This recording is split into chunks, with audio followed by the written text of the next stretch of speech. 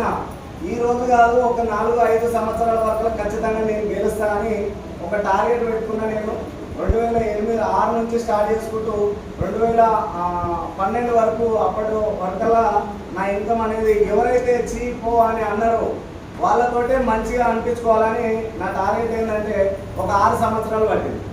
మంచి చేసేందుకు ఏదైనా టైం పడుతుందా పట్టదా? చెడు అనేది తొందరగా స్ప్రెడ్ అవుతుంది. కానీ మంచి ఇన్కమ్ ఉంది. సొంతంగా దాదాపు ఒక ఇక్కడికి వెళ్ళి మా విలేజ్కి వెళ్ళి డైలీ డిహెచ్ఎల్ చందనగర్ అక్కడికి వెళ్ళేది. కానీ తింటందుకు కూడా తీరపోయేది నా పని. ఏంటంటే బర్రెలు కానీ డైరీ ఫామ్ పాలు నాకింద ఒక 3-4 జిల్లగాళ్ళు వీళ్ళందరూ ఇట్లా పని పెట్టుకొని నాకు తింటందుకు కూడా తీరపోయేది. మంచి ఇన్కమే వస్తుంది, ఒక 50,000 పైన వస్తుంది. నాకు కనీసం తినడానికే తీరపోయేది. ఇంకేమైనా వేయాలని ఆలోచన వస్తుందా సార్? వస్తుందా? ఎప్పుడు కూడా రాలే.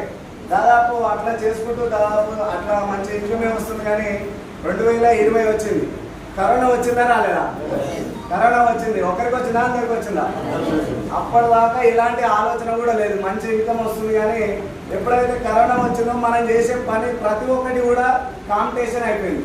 అంటే కరోనాలో అయితే బతికే రావాలని అనుకున్నాం, అవునా కాదా?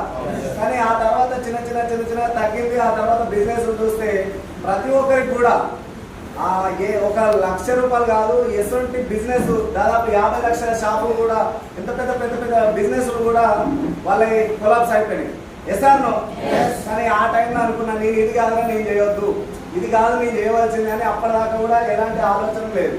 కానీ నేను ఏదైనా చేయాలని ఆలోచన చేస్తున్న తరంలోనే ఒక 2 సంవత్సరాల సంది వెయిట్ చేస్తున్నా. ఏంటంటే పెట్టుబడి పెట్టి ఎంతో మంది మోసపోతున్నారు ఆల్రెడీ. ఈ జీరో వాస్తవానికి ఏంటంటే పెట్టుబడి పెట్టొద్దు, జీరో ఇన్వెస్ట్మెంట్ ఉండాలి.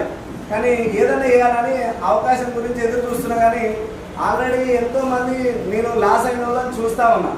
కానీ ఏం చేయాలనే తరంలోనే ఒక 2 సంవత్సరాల తర్వాత ఈ బంగారు అవకాశం రావడం జరిగింది. Lavanya madam, Santosh madam only ఇట్లా ఆర్గానిక్ ప్రొడక్ట్స్ ఉంటాయి, ఇట్లా వాడుకుంటే హెల్త్ బాగుంటుందని చెప్పాము.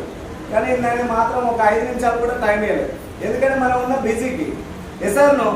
నాకు తినడానికే తీరపోయింది. ఇంట్లో తీసుకొచ్చి మా మేడం ఏం చేసిందంటే ఒక 10 మందిని తీసుకొచ్చి కూర్చోబెట్టింది. కానీ నేను మాత్రం వినలే.